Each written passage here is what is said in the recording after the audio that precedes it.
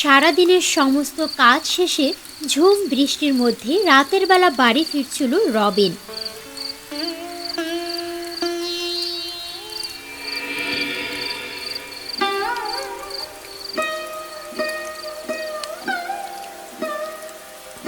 হায় বিধাতা, মনে হচ্ছে লোকটি অসুস্থ। দাদু, দাদু, কি হয়েছে আপনার? আপনি কি আমার কথা শুনতে পাচ্ছেন? জল, জল, আমাকে একটু জল দাও। আহ, আহ, আমার যে অনেক শীত করছে, একটু গরম কাপড় দাও। দাদু, আপনি চিন্তা করবেন না, আমি আপনাকে কিছুতে এভাবে রাস্তায় পড়ে থাকতে দেব না। চলুন, চলুন, আমি আপনাকে আমার বাড়িতে নিয়ে যাব।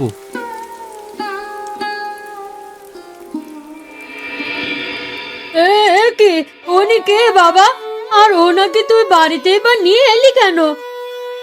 আর বলো না মা, আমি বাড়ি ফেরার সময় হঠাৎ করেই দেখি উনি রাস্তার মাঝখানে অজ্ঞান হয়ে পড়ে আছেন। শরীরটাও জ্বরে পুড়ে যাচ্ছে, তার উপরে এমন বৃষ্টি পড়ছে, তাই আর মানুষটাকে রাস্তায় ফেলে আসতে পারলাম না। বাড়িতে এনে খুব ভালো করেছিস বাবা। ওনাকে দেখে মনে হচ্ছে উনি কতটা অসুস্থ আর ক্ষুধার্ত। বাবা, আর দেরি করিস না, শিগগির ওনাকে কিছু খাইয়ে একটা ওষুধ খাইয়ে দে। তার আগে ওনাকে ঘরের ভিতরে নিয়ে চলো, তারপর যা করার করি। হ্যাঁ হ্যাঁ, একদম ঠিক বলেছিস। আর দাঁড়িয়ে থাকিস না বাবা, ধরে ঘরে নিয়ে গিয়ে খাটে শুইয়ে দে।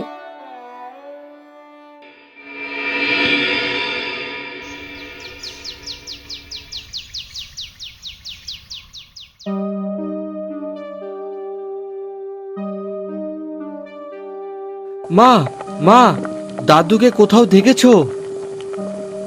ওই না তো, কেন, কি হয়েছে? ওই ঘরে তো দাদু নেই।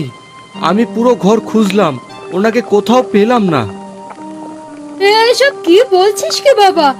এমন অসুস্থ শরীর নিয়ে এই সকাল বেলায় উনি আবার কোথায় চলে গেল? জানি না মা, আমি সবগুলো ঘর ভালো করে খুঁজে দেখেছি, দাদু কোনো ঘরেই নেই। চল তো আরো একবার ঘরে গিয়ে দেখি।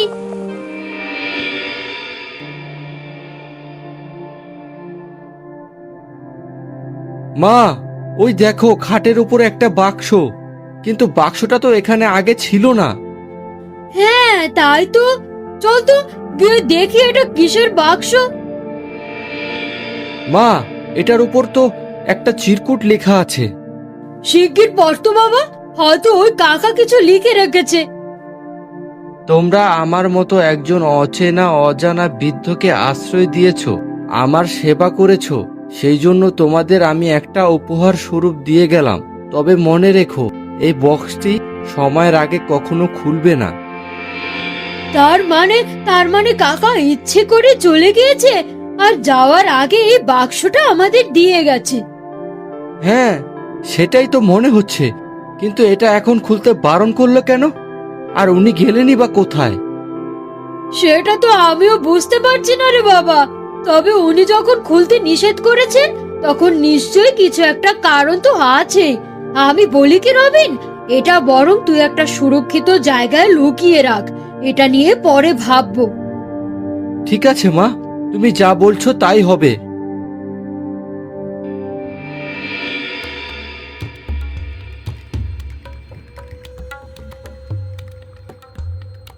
রবিন, এই রবিন, বাড়িতে আছিস? শিগগিরই বাইরে আয়, মোড়লের জরুরি তলব পড়েছে।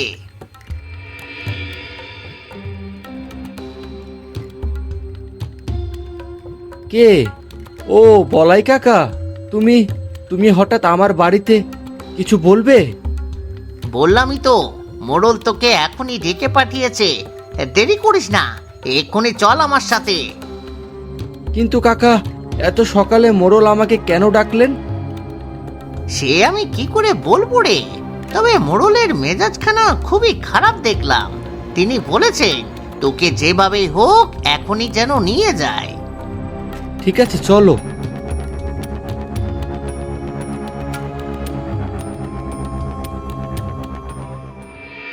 কিরে রবিন, বলাইকে সে কখন পাঠিয়েছে? এই তোর আসার সময় হলো? কিন্তু মোড়ল মশাই, আপনি আমাকে এত সকালে ডেকেছেন যে? হ্যাঁ, ডেকেছি, কারণ তোর একটা হিসেব বাকি আছে। সেই হিসেবটা দ্রুত শেষ করতে হবে। হিসেব? কিসের হিসেব মোড়ল মশাই? আমি তো কিছুই বুঝতে পারছি না। বুঝবি বুঝবি, এক্ষুনি সবটা বুঝবি। আগে বল, পরশু তুই আমার ধানের জমিতে কাজ করেছিস না? জি, করেছিলাম। তাহলে কাজ শেষ না করে বাড়ি চলে গেছিস কেন? তুই জানিস এতে আমার কতটা ক্ষতি হয়েছে? এসব কি বলছেন কি? আমি তো সন্ধ্যা পর্যন্ত কাজ করেছি, তারপর আপনার লোকই আমাকে ছুটি দিয়েছে। এই তো বলাই কাকা এখানে দাঁড়িয়ে আছে, তাকে জিজ্ঞেস করুন। আমাকে আবার কি জিজ্ঞেস করবে? সত্যিই তো তুই। একে তো অন্যায় করেছিস, তার উপর আবার আমার সঙ্গে তর্ক করছিস। আমার লোক আমাকে মিথ্যে বলবে, আর তুই সত্যি বলবি? না, বিশ্বাস করুন মোড়ল মশাই, আমি সত্যি সত্যি সন্ধ্যায় চলে গিয়েছি, সেটাও বলাই কাকার কথায়। আমি এত সত্যি মিথ্যা বুঝি না। আমার ক্ষতি হয়েছে, আমার ক্ষেতের প্রায় অর্ধেক ধান উধাও হয়েছে, আর সেই ক্ষতির টাকা তোকে কড়ায় গন্ডায় বুঝিয়ে দিতে হবে, বুঝলি? মোড়ল মশাই, বিশ্বাস করুন, আমি সত্যি। বলাই, আমার যা বলার আমি বলেছি, এবার এটাকে আমার সামনে থেকে যেতে বল।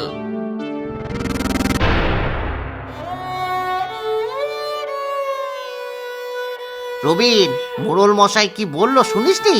যা যা, এখান থেকে চলে যা, চলে যা।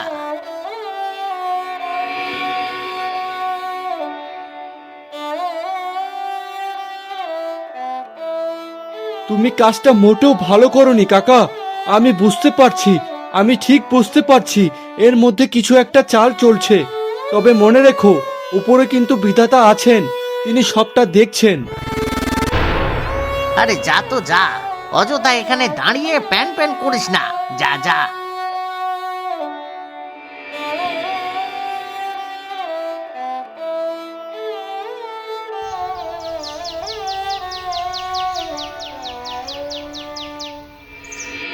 দেখতে দেখতে চোখের পলকে কেটে গেল 3টি দিন, কিন্তু এই 3 দিনেও 5,000 টাকা জোগাড় করতে পারল না রবিন।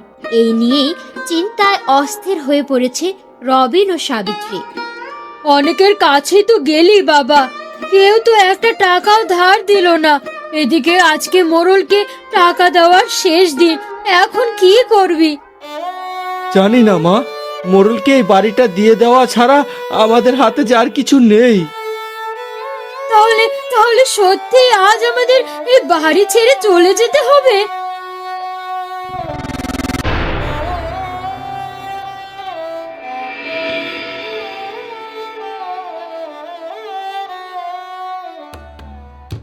কিরে রবিন, টাকার ব্যবস্থা হলো না? মানে সময় তো শেষ, টাকা না দিতে পারলে তোকে তো আবার এই বাড়িটা। না মোড়ল মশাই, আমি কোনো টাকার জোগাড় করতে পারিনি। আমি জানতাম তুই পারবি না, তাই আজ থেকে এই বাড়িটা আমার। হ্যাঁ রে বলাই, শিগগির বাড়িটা দখল দেওয়ার ব্যবস্থা কর। আগে মোড়ল মশাই, আমি এক্ষুনি করছি, এক্ষুনি। মোড়ল মশাই, দয়া করে আমাদের আর কয়টা দিন সময় দিন। এই বাড়িটা ছাড়া যে আমাদের যাওয়ার মতো আর কোনো জায়গা নেই। না, আর এক সেকেন্ডও সময় পাবি না তোরা। যা, এই মুহূর্তে বাড়ি থেকে বেরিয়ে যা, নাইলে ঘাড় ধাক্কা দিয়ে বের করে দেব। মা চলো, এই জালেম মোড়লকে আর কিছু বলবে না তুমি। ঠিক আছে বাবা, তাই চল।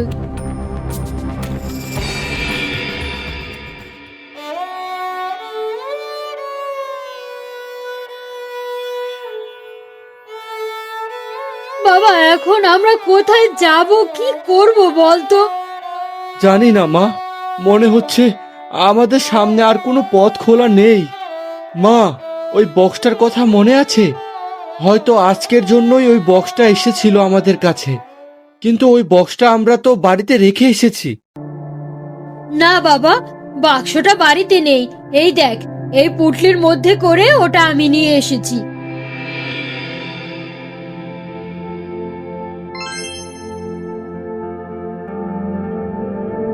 মা, ওই দেখো, এটার মধ্যে একটা নকশা আর চিরকুট আছে। শিগগির চিরকুটটা পর। তোমাদের কঠিন বিপদ থেকে পরিত্রাণ পেতে আমি তোমাদের জন্য এই উপহার রেখে দিয়েছি। এই নকশাটি অনুসরণ করে চলে যাও পাহাড়পুর গ্রামের পুরনো বটগাছের কাছে। সেখানে আমার এক বিশ্বস্ত মানুষ তোমাদের জন্য অপেক্ষা করছে, তোমাদের সততার পুরস্কার নিয়ে। কিন্তু রবিন, পাহাড়পুর তো অনেক দূর। দূরে হলেও যে সেখানে যেতেই হবে মা।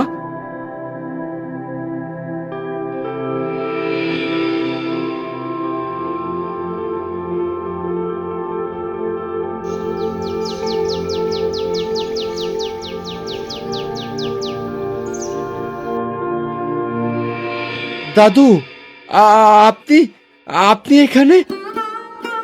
তোমরা আসতে এত দেরি করলে কেন?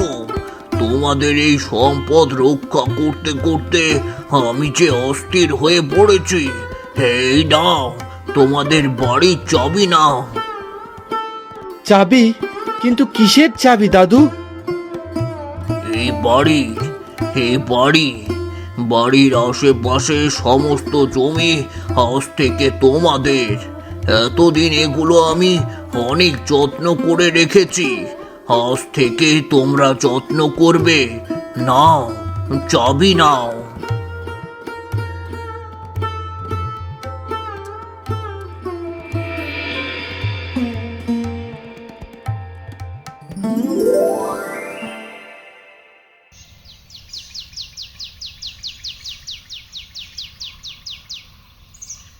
আরে রবিন, সাবিত্রী, তোরা এতদিন পর কোথা থেকে এলি?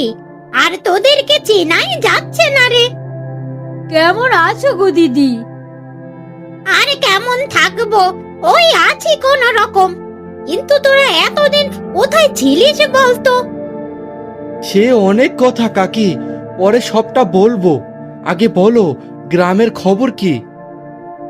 আর খবর, তোরা যাওয়ার কয়েক মাস পরেই মোরল এক বিরল রোগে আক্রান্ত হয়। কত চিকিৎসা করলো, কিন্তু শেষ পর্যন্ত বাঁচলো না। হায় বিধাতা, কি বলছো কি গো দিদি? তবে কি বলো তো, অন্যায় করলে যে তার শাস্তিও পেতে হয়। গ্রামের সকলেই এই একই কথা বলে রে।